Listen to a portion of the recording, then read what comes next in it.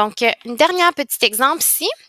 On commence par regrouper les termes en x et on factorise. Donc, on sort le moins 3x de ma parenthèse. Donc, moins 3x parce que c'est le coefficient, plus un x parce que chacun des termes ont un x. Donc, si je le mets en évidence, mon moins 3x, je détermine qu'est-ce qui me reste. Ça s'annule. Il me reste un x ici. 12 divisé par moins 3 me donne moins 4. Mes x sont annulés. Et voilà, j'ai la forme à x moins s moins 4. Donc, ça, c'était ma première étape.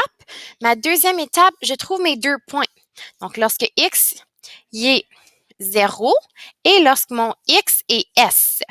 S, c'est la valeur qui est ici avec le symbole inversé.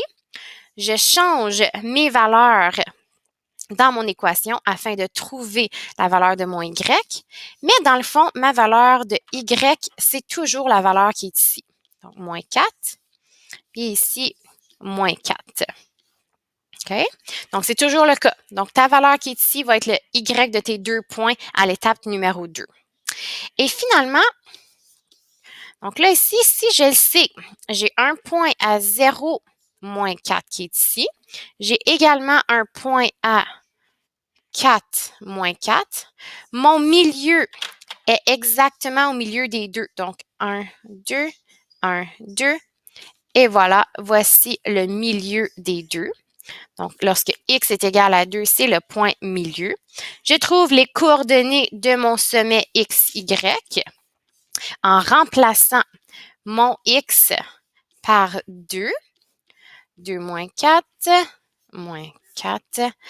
Donc, moins 3 fois 2, moins 6. Multiplié avec 2, moins 4, moins 2, moins 4. Ici, ça me donne 12, moins 4, qui me donne 8. 8 qui est la valeur de mon y de mon sommet. Donc, mon sommet est donc 2, 8. Je vais le placer. 2, 8. Voici ma parabole à l'aide de la forme qu'on vient de déterminer.